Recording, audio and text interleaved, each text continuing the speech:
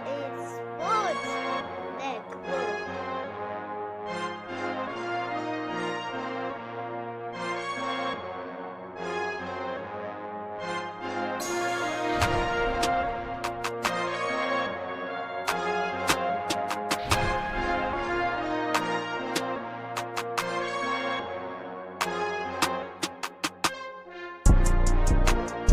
NFL Nation, how you doing? Come on in. I'm Dolph Jackson. And I'm Carlos Clayton. And today, here on Come On In NFL, we have a very special guest in the building. Ladies and gentlemen, please, let's welcome Mr. Charles Davis. Charles, come on in.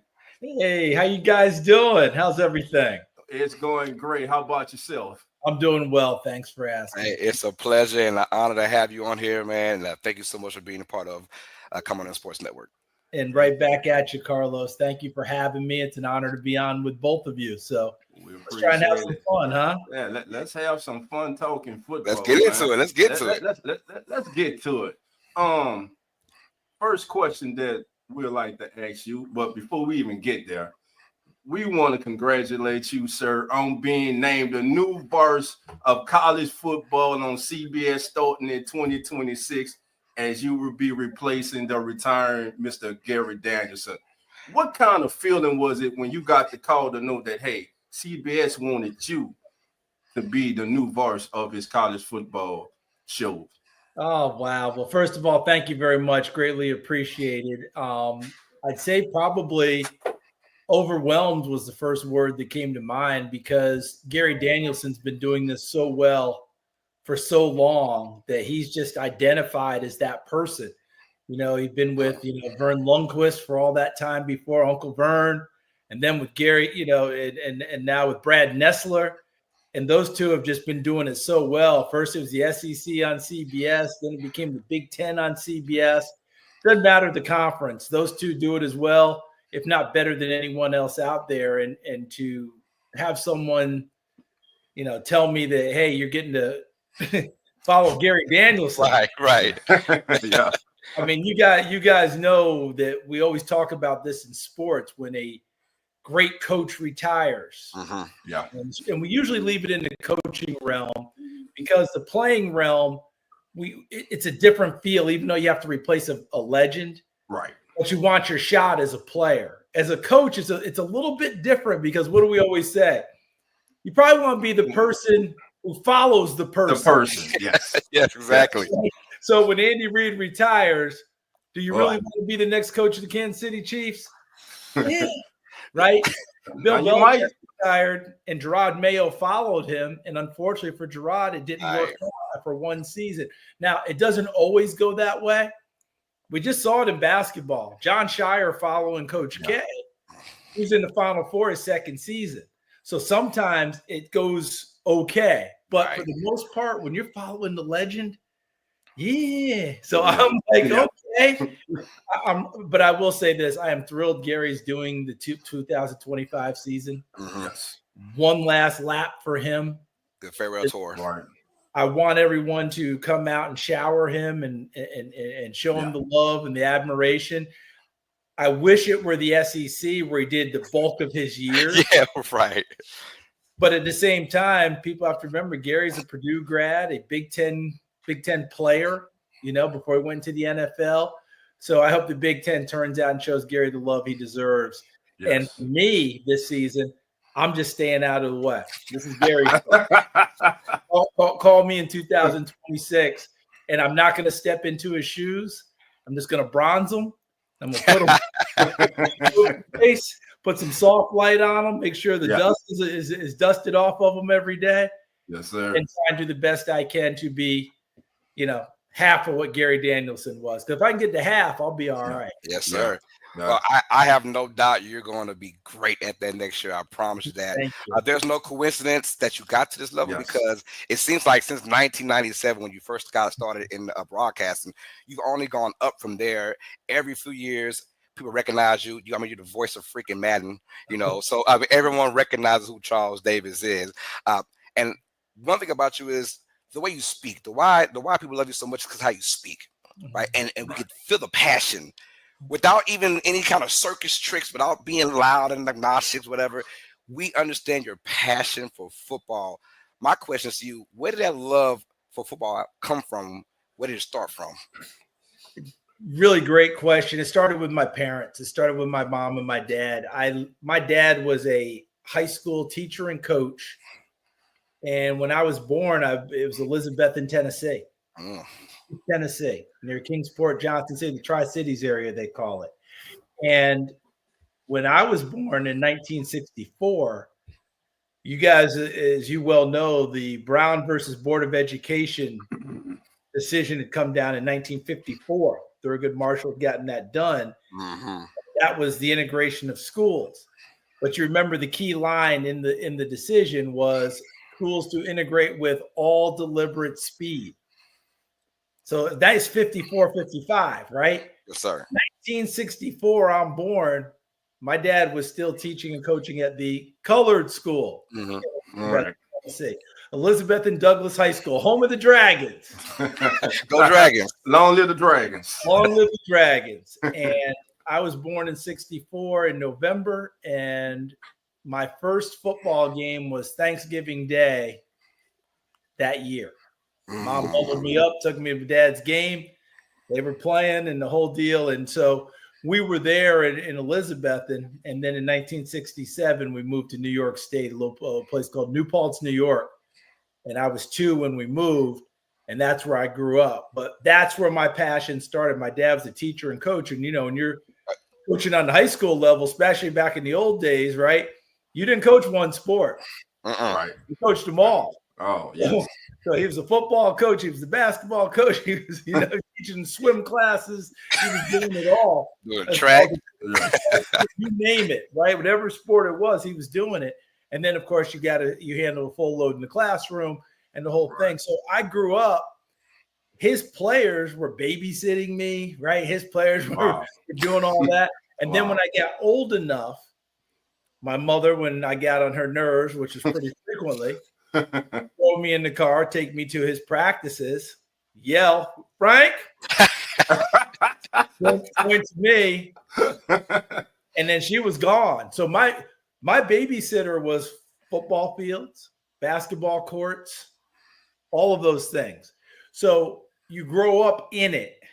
All right. So now I'm the unofficial ball boy, right? Right. Whatever needs my dad had. Hey, go get water for the guy. Hey, go bring that ball to me here. Hey, go do this. Hey, go do it. So I grew up on it. And when they won and we were taking the bus ride, I was in the back learning words I shouldn't learn. You know, I was fully immersed. And so when you ask where the love and the passion came from, it's real easy to love. You know, when you see the people on TV, those giants of the game, and believe me, I like them. But the giants for me were my dad's players. They were the ones I could touch them. I knew them. Right. I thought they were, you know, gods right here on earth, because when you're a little guy and you're looking up and this guy's a high school senior, that's a big deal. Right. And to this day, I'm in touch with a decent number of them. Oh, that's awesome. And that's one of the coolest things for me, because they helped do it. So that's my long-winded way of saying, where did my passion come from? It came from my dad being involved, teaching, coaching, and then, of course, every other influence that came with it, his players, other assistant coaches. And here's the kicker. When we moved to New Paltz in 1967, the head football coach, baseball coach, assistants and all that, those are the people who were greeting us, the other teachers, right, to welcome us to New Paltz. I played high school football for that same football coach. I played high school baseball for that same baseball coach. Wow. And my basketball coach, I had 2 in high school. One, my neighbor right across the street, Coach Ackert, who took me under his wing when I was a little guy. I was his ball boy and bat boy for his baseball teams and basketball teams. I played for him first. And then when he retired, I played for my dad. I'll tell you what, you're a great guest because you gave us a 2-for-1 answer. Yes. So we were going for like who's your major influences. Yes. We got it all. I mean, obviously mom and dad, very loving family, and then football, that's another love itself as well. So we got all that, man. All those, what they say, beautiful F words out there. Yeah, family, football, fun, all that, man. So we got to make it.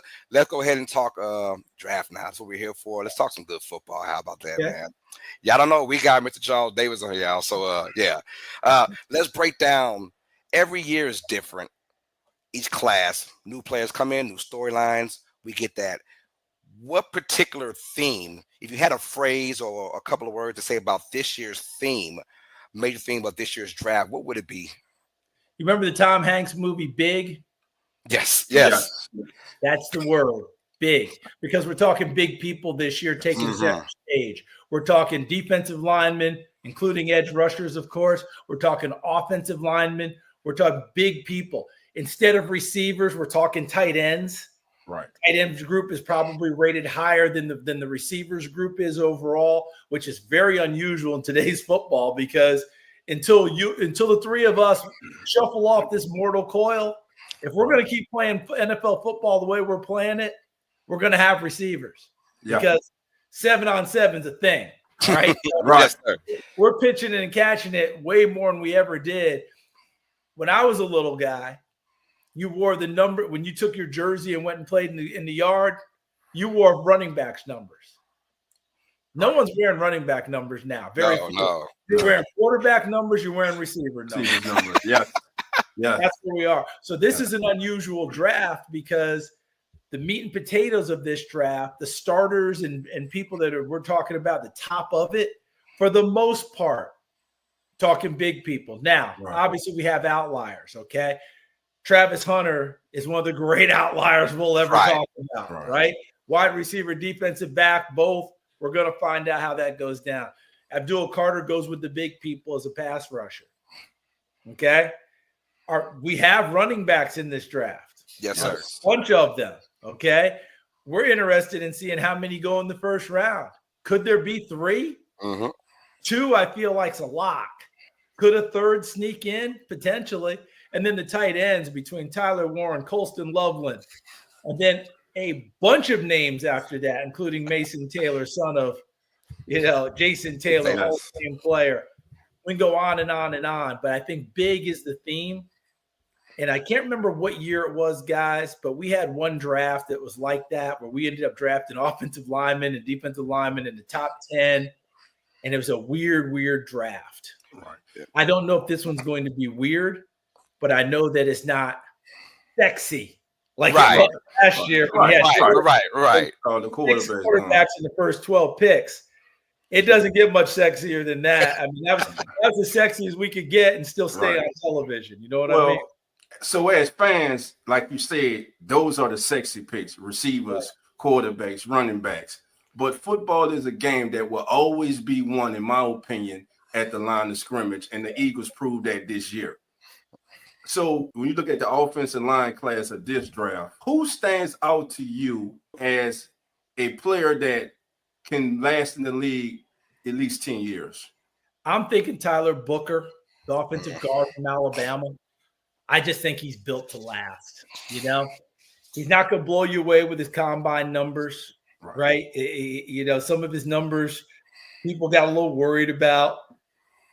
I remember Orlando Brown Jr. when he went through the combine. I think we're still waiting for him to finish the 40. Yes.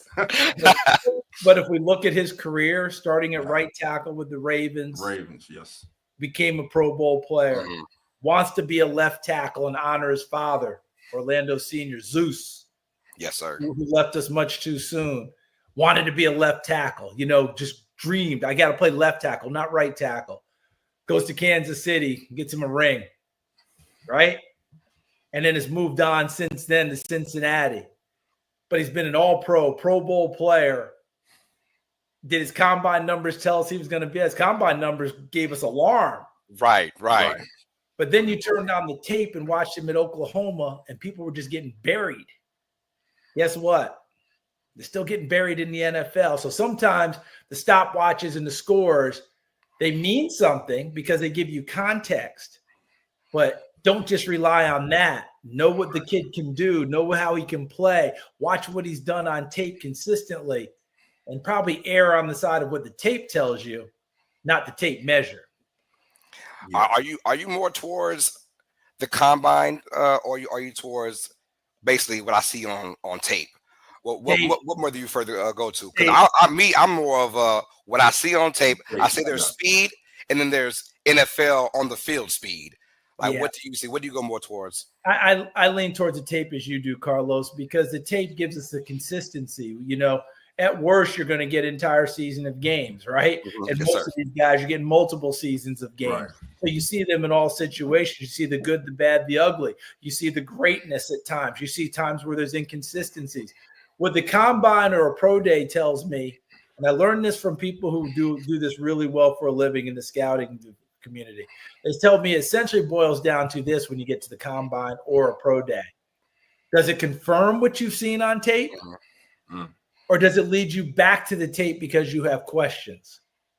That's what it really does for you. Right. So if you've watched a guy, and Carlos, you've watched him and you said, my goodness, can he fly? And then you go to the combine or the pro day and he clicks off a 4.35. You're like, yep. Exactly what I thought. But if you thought this guy could fly on tape and he gets to the combine or the pro day and all of a sudden he's running 4.6. Mm-hmm. Okay, now I have questions. One of my favorite examples of making sure we really have it down. Remember Joe Hayden, the great corner? Coming back from the Browns. Exactly. He was a terrific player. Finished up with the Steelers, came out of University of Florida, was a consensus top 10 guy going into the draft. Goes to the combine. I don't know what happened. Biorhythms were off. The moon wasn't in the 7th house. Joe just looked out of sorts, slow, and ran really slow in his 40 for him, right? Like he'd still dust me, but I'm just saying, right. For him, he ran slow. All right. He probably ran closer to 4.5 or something like that. I think he ran to 4.5s or whatever. We were all like, whoa, what happened here? 3 weeks later at his pro day at Florida. Now, remember, we run on turf in the combine in Indy. He ran on grass. And I think grass, we kind of give you like 0.2, higher because grass is slow. Right. He ran like a 4.35 on the grass. And we're like, there he is. Yeah.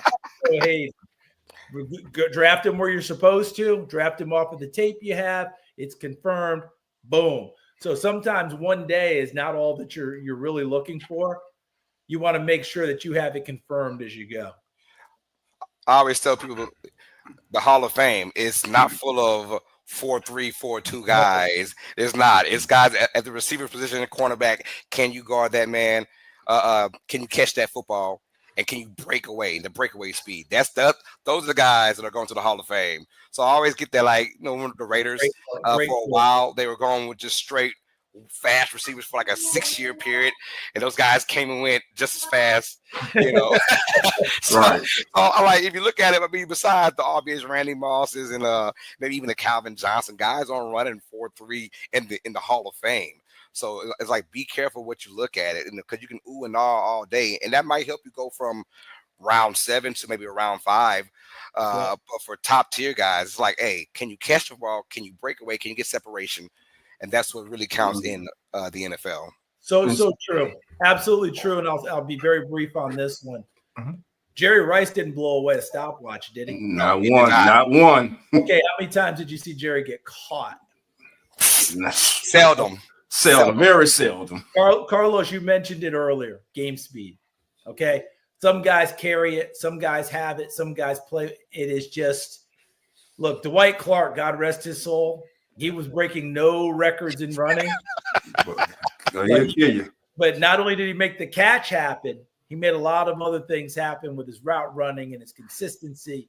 Raymond Berry, one of the all-time greats, later he became the coach of the Patriots. Uh-huh. I bet you if you timed him downhill at 38 yards, he wasn't breaking 4 or 5. Guess what? Became one of the all-time greats by understanding everything, being very precise in his route running, not missing anything at all, timing it up so his quarterback trusted him, and that ball was boom, He and Unitas were unbelievable doing it together. We can go on and on with the example. Right. John Randall never gets drafted out of Texas A&I, but guess what? He had a gold jacket. Jacket on, yes. So you guys have made a really excellent point about what the Hall of Fame is made up of. It's made up of football players, right. Elite football players. And you have to understand how to judge the science versus the art versus the actual. And speaking of football players, let's talk about who do you believe is the number one player in this year's draft? Some say it's Dual Carter. Some say it's Travis Hunter. Where would you go? For me, it's Travis Hunter. I just think he's just exceptional. And you go into it, and I've talked to enough people now that if they went into it thinking, I want to play him on defense, I don't know that he's an elite pass catcher. They've watched the tape, and they've come away going, oh, he is a pass catcher. And if you flip it around, hey, I want to play him on offense, I don't know about him on defense. They come away and go, oh, heck, technique he needs work. Yes. But guys don't catch the ball very often against him. Like, you can watch him on tape as a defensive back. And I had a Hall of Fame defensive back carry me and others through a tutorial session on him as a defensive back. And he spent all this time going technique wrong here, footwork wrong here, look at this wrong here, that's wrong here. Watch the end of the play, though. Oh, ball's knocked away. Okay, this is wrong here, that's wrong here. Wow. That's wrong here. Oh, watch the end of the play. Interception. He said, so that can be worked on. Yes. Right. But the ball skills, the understanding the football IQ, understanding where the ball's going, he's got it. I think he's got everything you're looking for. So I pick him as my number one, but that doesn't mean Abdul Carter's not a great player. Doesn't mean where else you want to put in there. I just think with him, I'm not going to go wrong. Now, the kicker is going to be when he gets drafted, by whatever team drafts him, what is their plan on what he's going to do? That was my next question for you. And I will tell you this. I think that if you, out of 32 people who signed the checks for their teams, meaning they own the squad, they own that's their franchise. I think in the high 20s, they're going to want him to play offense because that's where you get the most bang for your buck, selling it to your fans and your season ticket holders and your groups. Him touching the football means a lot. Those who have to be convinced, those who may be open to it, if you want to play him on defense, that's cool. But think of it this way, guys, and this is just me talking now. If I play him on offense, I have a much better chance of putting the ball in his hands multiple times in a game. Right. Yes. On defense, if he's the lockdown corner we expect him to be and grow into that, I've got better chances of avoiding him, and I'm hoping he can make some plays down the road. I probably want to force feed him doing it, but this player, this Hall of Fame player, gave me some great words, and he said, "Look, if you're going to play him on both sides of the ball, I think that you have to make him a defensive back first and a package on offense, not a wide receiver first and a package on defense, because the technique is so strict on the defensive side that if you don't get the right work in, your technique slips here against the guy from Baylor who's going to be a tax accountant like me. But your technique slips and you're playing the Indianapolis Colts and that guy's an NFL player like you, that's 6 points. Let's put your GM hat on like we don't do it already. But let's go ahead and if you're the Browns, New York Giants, maybe even the Patriots who could get a Travis Hunter, and we know about his confidence playing both ways, full throttle.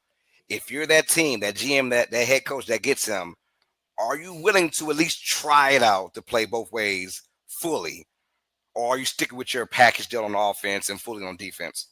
I'm not going fully in the beginning. I may evolve into fully, but he's got to grow into it too. Yeah. He weighed what, 188, 188, a little slight. Right at the combine. I have it on decent authority that he played in the high 170s last year. Okay. Part of that comes from just maturity as a person. Yes. Okay, you remember when we were 18 to 22 Yeah. Man. and you could eat what you want, do Yes. what you want, and No problem. fine, and nothing bothered you. And then you hit 30. Wham. Whoa. What's this? Yeah. But you grow into it. As you get older, you carry weight better, right? Yes, sir. It stays on you. You don't melt down the same. So there's part of that. My big thing is very simply this. We can take some of these elite athletes and have what I call whiteboard fever, because you get up on the board and you take one of those X's or one of those O's, and that represents that player. And with Travis Hunter, you go, well, I can play him here. Yeah. Play him here. I can play him here. He can make plays for me here. I can do this with him. Jack of all trades, master of none. Yes. I want him to master something, have that down, and slowly add to the plate and see where we're going. Because here's the other thing. 17 games in the NFL. I know he played 110 plays per game in college, which is unbelievable. They play at a faster pace, so it's really incredible what he got done. Here's the contrast. Think about the hitting in college versus the hitting in the NFL. Think about now, you're not playing Saturday to Saturday, Saturday to Thursday, right? Thursday to next, right? Thursday to the next Sunday. Come back to a Monday night game. Yeah. You're playing at 1, you're playing at 4, you're playing at 8. All this comes into play as you learn how to handle it and navigate it. Let's not confuse him too early. Let's make him master something, bring it to the play. I'm not saying he can't do it, but I see no reason to try and do it. Baby steps. Isaiah Simmons. Remember Isaiah Simmons coming out? Yes. Wild card on defense, baby. Put him anywhere. Yeah. But it was tough. You're right. We still haven't found that true niche that we thought we would find. He said his best plays have been with the Giants. The Cardinals, they just never quite found it. I worry about that. I don't want to do that with Travis Hunter. I want him to go ahead and have something down, and then I'll add to it as we go along. That's just me. All right, Charles. So let's segue to me and Carlos's favorite team in your most recent mock draft. Yeah. You have the Saints taking Will Campbell. Mm-hmm. Why do you think Will Campbell is the right selection for the Saints at number 9? I think that for them, obviously, remember when Teron Armstead was holding down left tackle, life is good, right? I mean, it was a lock each and every week. They've really been trying to recreate that since then. Okay, who's going to play that position? Remember drafting Trevor Penning? Hasn't worked. They've moved him to right tackle, and they're hoping to get there. Campbell's going to be an interesting one, though, because whoever drafts him has to believe that he's the left tackle, because the arm length is going to come into play a little bit. And as much as sometimes we scoff at these things, they do show up on the NFL level when you're dealing with certain people. Remember Robert Gallery coming out of Iowa? Yes, sir. He ended up having a very nice career as a guard. But when you're drafted to be the left tackle. People forget. They're like, hold on a sec. He didn't have a great career. Well, he did. But he's drafted to be left tackle. He's number 2 overall. That's what you have to make sure. So New Orleans would have to have that full conviction. But I think he's got the footwork. I like it there. I like his ability to battle. Doesn't hurt that he's coming from LSU and understands that part of the country pretty darn well. Yes, sir. Are you buying Shedeur Sanders to New Orleans? I mean, it's a thing going on. How much are you buying on that? Listen, it makes sense to me for this reason. You get a chance to get a young quarterback that doesn't have to play right away. Yes. Derek Carr's there. You're also getting a head coach who's a quarterback guru. And you're getting a head coach who understands how to make throws without much arm. Kellen Moore is one of the great winners in college football. Yes. Remember his record at Boise State as a starting quarterback? Almost flawless. Almost. 3 losses? 50 and 3. Yeah, 3 losses. Okay. He beat Georgia in the Georgia Dome. When I say he and Boise State beat Georgia in the Georgia Dome. They beat a really good Virginia Tech team in Landover, Maryland. They won a lot of big games, and he made a lot of big plays late in games without being able to throw the ball with any type of real authority. He beat you with anticipation, understanding, and really good accuracy. Right. He gets that. I'm not saying – look, Shedeur Sanders' arm is quadruple what Kellen Moore's was. Yes. Yes. Okay? Right. But it's not a howitzer. So Kellen understands offense and how to get the ball the right places, what you're going to do. And by the way, Shedeur plays more from the pocket and understands that. He, like most college quarterbacks, though, they always think they can make a play. Yeah, and they hold the ball too long. Yes, sir. And they hurt their offensive line. His process will speed up in the NFL level. Otherwise, he won't make it. But he's not the only one. Caleb Williams found out that lesson last year in Chicago, didn't he? Yes, sir, he did. You played DB at Tennessee in the late 80s. And we understand the safety game was totally different. It's totally different. Well, now, when you look in today's safeties, what do they have to bring now to fulfill their draft status? What are you looking for in today's safety, and who are those guys that you want to look at? Yeah, to go from my time frame to where we are now, it's a whole different deal. You're essentially, I'm not saying you have 4 corners on the field, but it feels like it. The ability to cover people is so paramount now than it was when I was playing. A lot of us safeties, you look up and see full cages and neck roll. Yeah. Because we were much more defined. Free safety was the roamer. Strong safety was down in the box. And if formation strength shifted, the strong safety went from one side to the other. Right. Yes, sir. But now what we do is I call them mirrors. The safeties are almost the same guy. So instead of one guy shifting all across formation, if formation changes, one shifts back, one shifts forward. You just reduce assignments.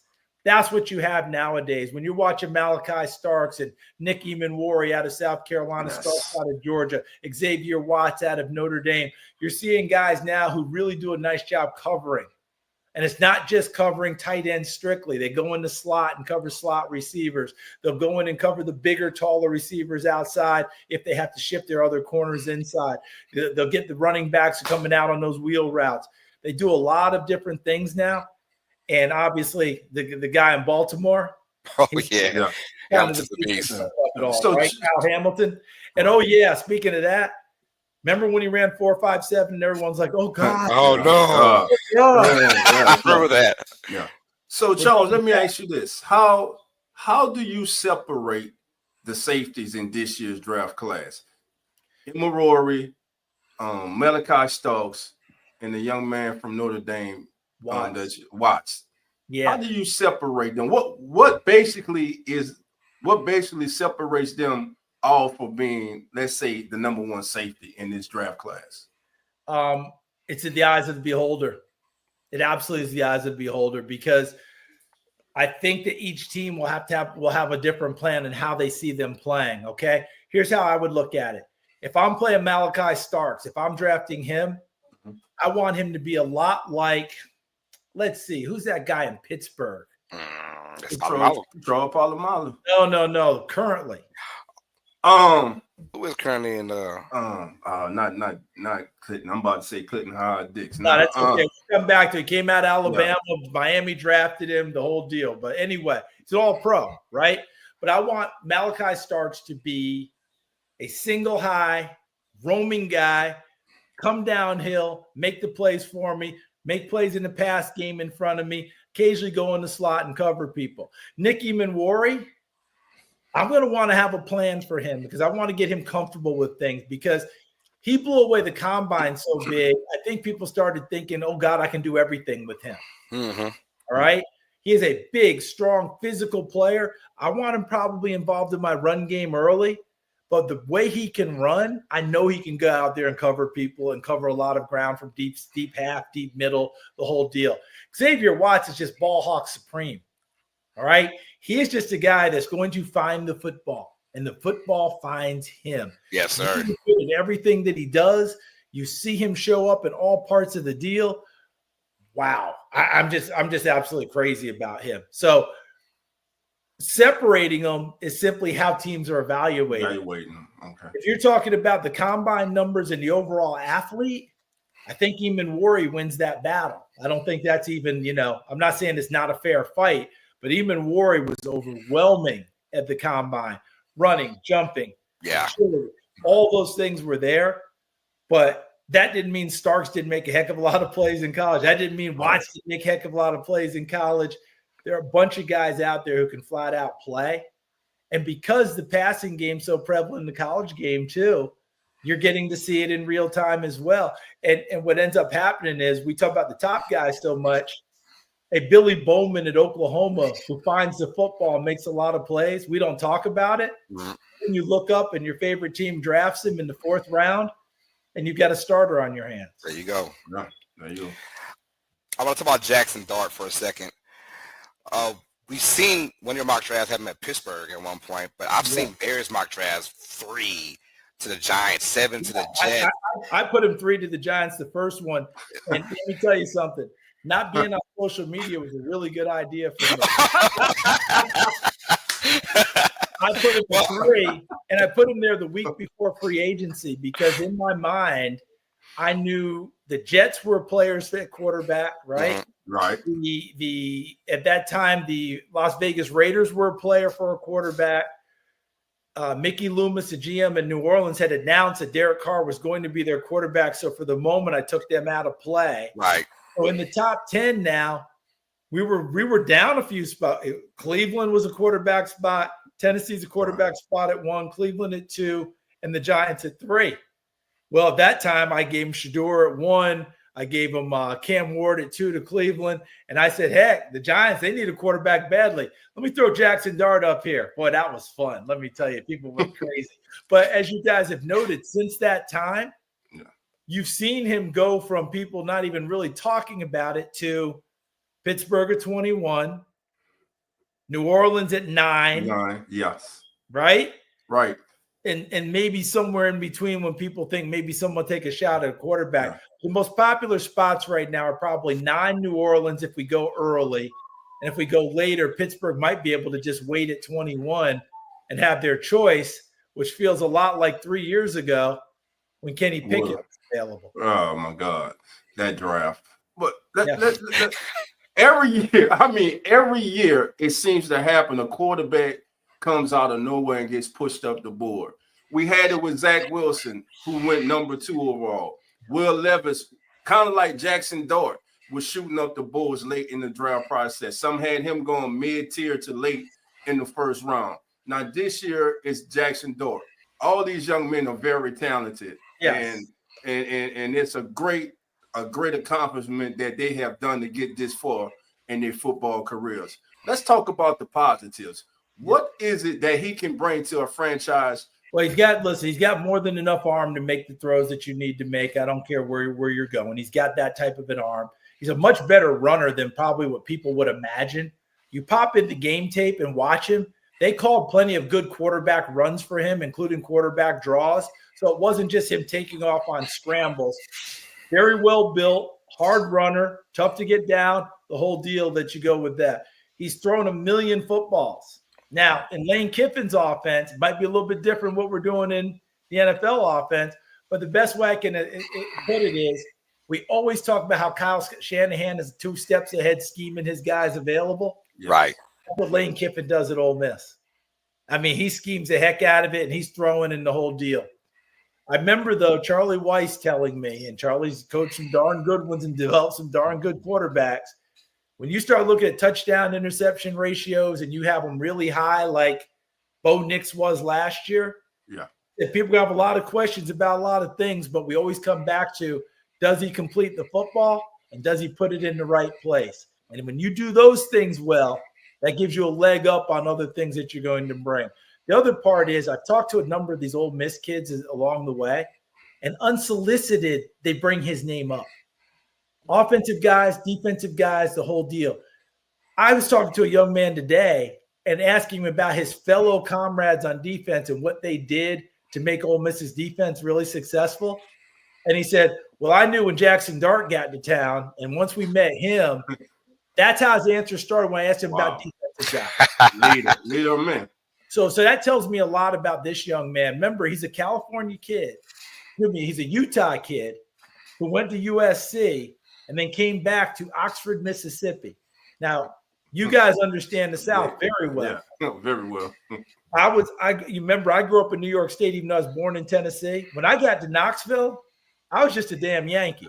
Okay? Culture shock. Culture And shock. then once I became a starter, then I was a Yankee. So they kind of accepted me then once I started on the football field. Think about Jackson Dart, Utah, California, and he goes to Oxford, Mississippi, and galvanizes a team. There's something there. Now, is he number 3? I doubt that very seriously, okay? My final mock draft is the day before the draft. I can safely tell you I highly doubt he'll be at number 3 to the Giants. But that doesn't mean that someone's not going to get a quarterback. But you brought it up earlier, Dolph. That draft we had with Pickett, Malik Willis, Desmond Ridder, we went into draft night where there was conversation that Malik Willis was going to go number 2 overall. Yes. There was conversation that all 3 were first rounders. When the dust settled, Pickett went to Pittsburgh at what, 22? 21, 22. Right? And then Desmond Ridder and Malik Willis went in the 3rd round, both of them. So this could be one of those drafts that going into it, Cam Ward is probably cemented. I'm feeling like Shedeur will still be in the 1st round, but I'm not even sure where at this point. And Jackson Dart may end up going. He and his comrades may go 2nd round on. And we really shouldn't be surprised if it happens. But I thought you brought up a really good one. The night we went to the draft with Will Levis. Yes. Sitting on the desk, we're doing the intro, we're watching the red carpet, and Will Levis comes in, and one of my partners who was hosting, Rich Eisen, I believe he said, "Can Will Levis go in the top 5?" Right. And Will Levis didn't get drafted that night. He went 2nd pick of day 2. Still high, but sometimes we build these things up and it doesn't really work. I'll just leave it at this. Do you guys remember when all the Tom Savage momentum kicked in that draft? Yes, sir. And all of a sudden we're hearing Tom Savage could go. How did Tom Savage? What Tom Savage? Tom Savage, I think, went in the 5th or the 6th round. So sometimes things get swirling around. Right. You can't totally put your finger on it. You feel funny about totally discounting it. And sometimes you walk away going, yeah, that didn't make sense in the first place. But it was out there. I think in this draft, Cam, Shedeur feel like 1st rounders. Right. After that, I don't know what's going to happen. You never know. And the 2nd round on, from the 2nd round on, well, look, if they go where they really probably should go, 2nd round could be a real beefy round for quarterbacks. And let me throw a wild card in there with you. I think this young man only isn't being spoke of because of his size. Dylan Gabriel from Oregon. I think he's one being highly overlooked, and I think he's one of the most productive quarterbacks in this draft. What's your thoughts about Dylan Gabriel before we move on? I'll answer it this way, Dolph, and make it very simple for you. Bo Nix had 61 college starts. That meant something, didn't it? Yes. Yes. In the NFL. Dylan Gabriel had 63. Yeah, Bo Nix, 2 different schools. Dylan Gabriel, 3 schools. And in all 3 schools, he produced in a big way. Plus, old enough, this guy, that I saw his father play at the University wow. on some really good football teams where his dad was at least a 3-year starter at the quarterback position. Kid was raised in it, understands it, gets it. Stature may not be everything you're looking for, but we're not there anymore. Like Bryce Young's stature isn't there, and he struggled early, really came on the 2nd half of last year. This is a big year for him. But with the rules of the game, you have a chance to be a smaller quarterback and be effective. I'll just leave it here for you, Dolph. A retired general manager said to me, I would draft Dylan Gabriel tomorrow as my backup. I think he'd be a really good backup for me. Oh, yeah, I like that. Yeah. And then we will find out from there because I know what I'm getting. I'm getting a kid that understands, a kid who's going to get the playbook, a kid who's going to execute my offense, not making mistakes. And by the way, I doubt he'll be ruffled by a whole lot considering his experience. So I think you're onto something, Dolph. I'm looking at these receivers in the 20s, Emeka Mbuka from Ohio State. I'm looking at Luther from Missouri. Yeah. I'm looking at him from Missouri. I'm thinking about guys at the back end, the Chiefs, the Eagles, Bills, Ravens, those teams.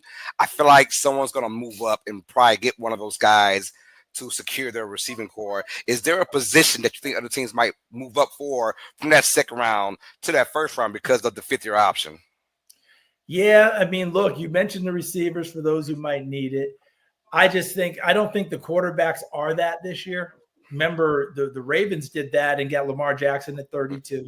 Right. Yeah, we've always done that. We've gone and gotten that quarterback for the 5th-year option. It doesn't feel that way this year that people are quite as concerned about that one.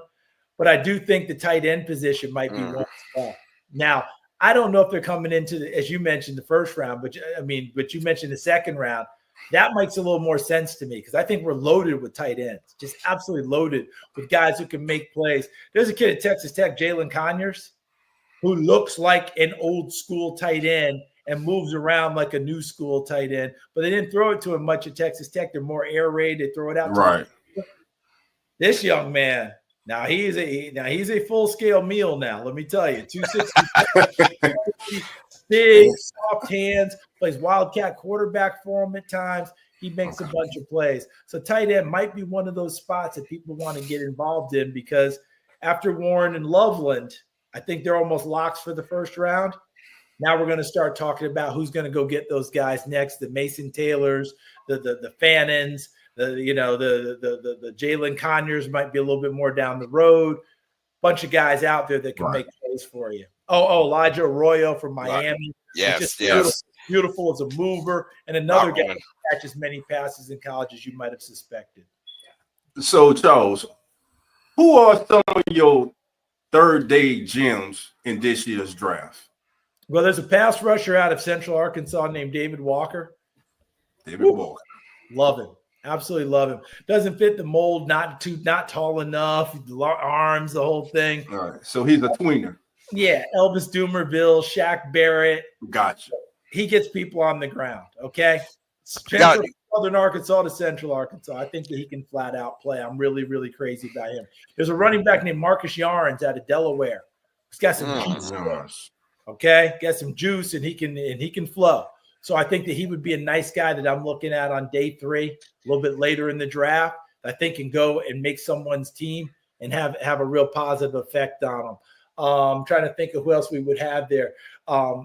What is the young man's name? Vincent is his last name. Is an offensive tackle from Alabama A&M. Oh, yeah, Carson Vincent, my favorite player from the Senior Bowl. Yes, and he came from the Senior Bowl, and we saw him at left tackle. I think he's got the bulk to move inside to guard, but I think he's probably going to stay more as a tackle, especially initially.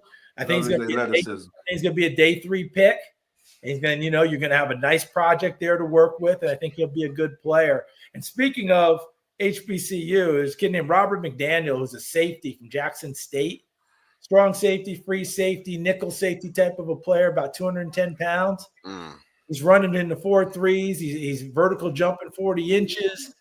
Someone needs to take a good hard look and take a gamble on that young man because I think he might do some damage for you. I'm always big on running backs day 3. Who could be that one running back? I got a Bayshow Tootin from he's not making Tech. Yeah, I'm saying maybe he might not be, but if he is, he's a gem. I'm like, if someone gets that kid, I've seen it. I'm like, this dude is gonna be amazing. And did you blink when he ran his 40? Okay, kid is amazing. He was done. He's a made man, huh? Yeah, listen, he's a North Carolina A&T transfer. I did not know that. No. Yeah, okay. North Carolina A&T to Virginia Tech. Was playing with a brace on, I believe, his left knee for much of the season last year. The brace is no longer there. You saw the pure speed, but plenty of production. Tough, compact, hard-nosed ball carrier. I'm with you on that. If he gets to day 3, he's going to be a gem for someone. I don't know that he'll make it there because what he showed at the combine with the speed was something else. Right. What's yours? I have my own day 3 gems. First gem that I have, and he may not make it to day 3. I think he'll make it to day 2, top of the 3rd. But Tyler Shuck, quarterback from Louisville. Yeah. I like everything about this kid. 6-year player, coach, started Texas Tech, had some injuries, but this year at Louisville seemed to put it all together. Very talented player. He's a leader. He can make all the throws. Tyler Shuck, do you think he will be a day 3 gem, or better yet, because I got him as day 3, but Yeah. I think the kid he's too good to last to day 3. I'm with you on that one, Dolph, and I wouldn't be surprised if he went day 2 in the second round. Would not shock me one bit. He is a guy that people like more and more and more as we go along in the process. It wasn't that long ago we really used to ding kids if we used to call them overaged. Yes. Well, since COVID, the super senior year, all that's kind of gone out the window. And there's something about a quarterback coming in with a little extra age to him and experience to go into a grown man's huddle and play. Nothing wrong with that. Tyler Shuck's got 4 college degrees, guys. 4. Tyler Shuck was around on the same roster with Justin Herbert at Oregon. Oh my God! Wow. So when you're talking about having experience and coming into it, he's not as old as Brandon Weeden and Chris Wenke when they came into the league. Yeah, and they got drafted. He's got some age on him. He's got experience. The beauty for him last year, as Dolph pointed out, was he had a monster season and he stayed healthy.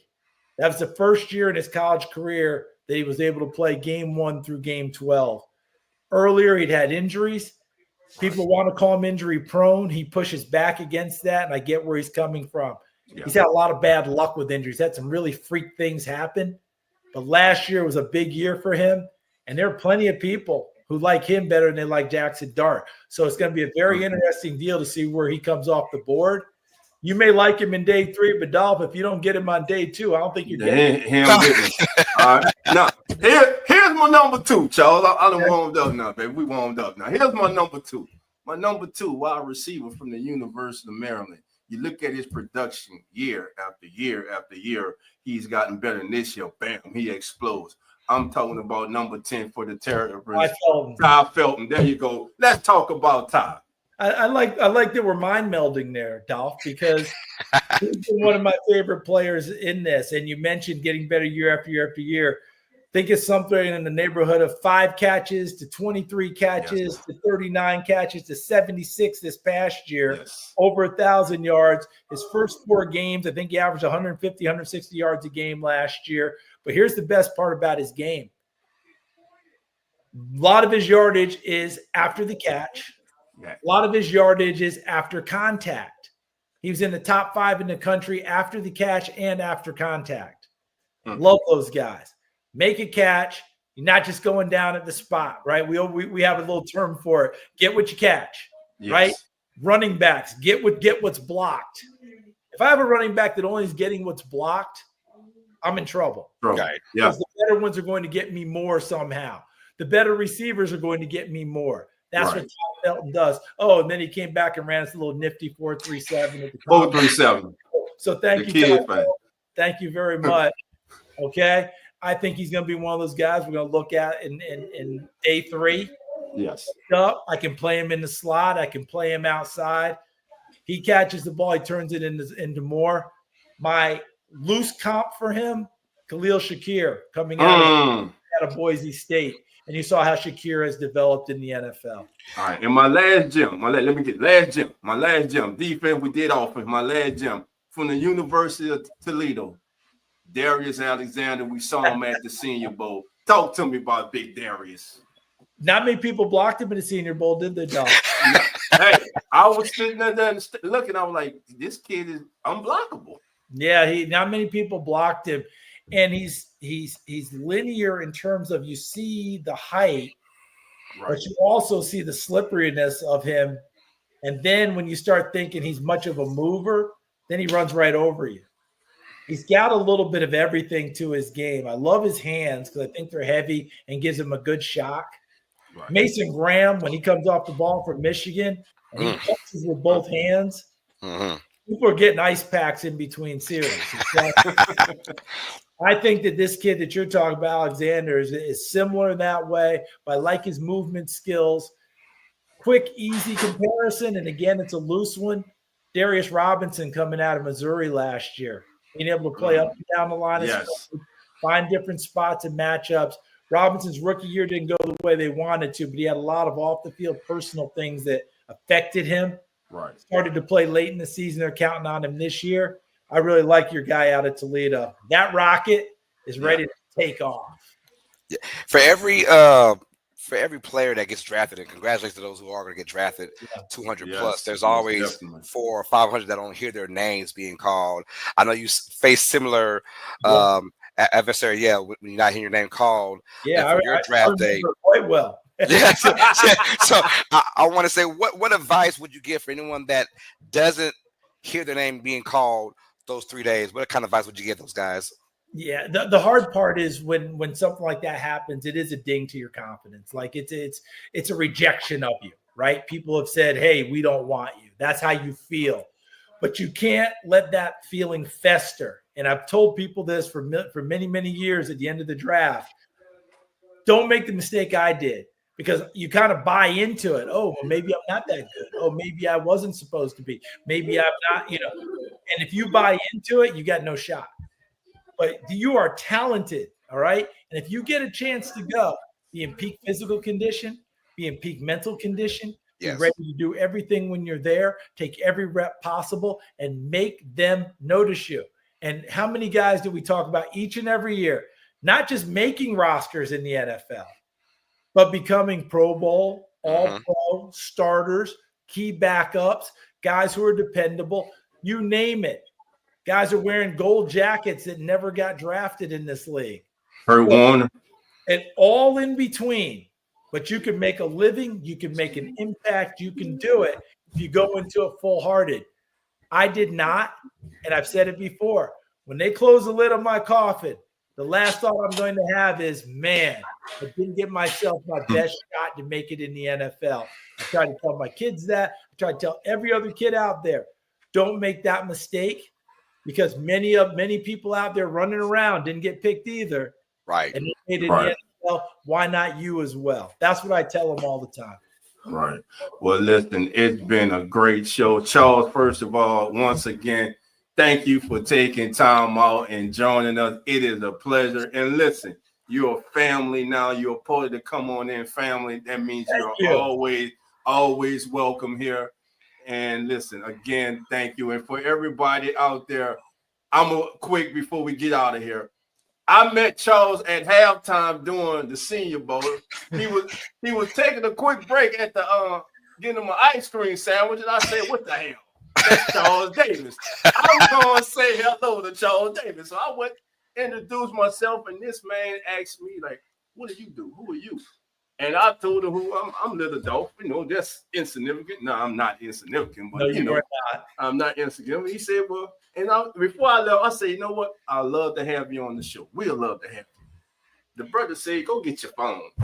Now, as I was walking over there, he didn't know this, but in my head, like, man, Charles Davis just told me go get my phone. I'm about to get Charles Davis' email. The Charles Davis, who's about to go back and finish calling the second half of the Senior Bowl. Man, it gets no better than this. Hey, closed mouths don't get fed, baby. That's all I'm gonna say, man. Closed mouths don't get fed. I gotta hop in real quick because I was there with Dolph, and I'm sitting there packing up my bag, and I just remember Dolph come running over, big ass grin on his face, and I'm like, what you smiling about, man? Was the ice cream good? Like, what's happening? He goes, man, I just met Charles Davis, and he wants to send emails. Like, this is unbelievable, man. Thank you so much. All we're trying to say is, Charles, hey, thank you so much for taking the time out to come talk to us and spend this hour with us, man. It's been a pleasure, and we would love to have you back anytime, brother. Hey, I appreciate that very, very much. And let me just say this in all sincerity. We're all colleagues. We're all peers. We're all doing the same thing. We all have the same love of ball. We're all trying to, evaluate things with our eyes. We all have our own opinions, but we're working at it each and every day. We're trying to do it the best we can. Dolph, to me, it's fortuitous that you took the time to come over and say hi to me. I'm glad we met and we had this chance to not just do this, but we get a chance to stay in touch. And yes, sir. Continued success to you guys and your show. You do it's Thank you. It's a fun evening. Thanks for having me on. And as I said before, we're peers, right? Yes, sir. Yes, sir. Thing. So respect to you guys. And again, humbled and honored that you would have me on. Well, there you have it, folks. From the one and only Charles Davis. This is Come On In Sports Network. I'm Dolph Jackson. That's the great Carlos. That's Zach. Zach was in the back. you know, working everything. He got everything. He was going. Can I come to the picnic? Yes, sir. Yes, sir. Am I invited to the picnic? Yeah. You gonna invite it to the picnic all the time. Yes, sir. If I can come to the cookout Right now, we got a boil going next weekend. Come on. Hey, as long as I get invited to the cookout, I'm good. Yes, sir. Yes, sir. So all right. Good night, guys. Good night. So with that being said, family, remember the doors are not open. So come on in. The Cover in Sports Network.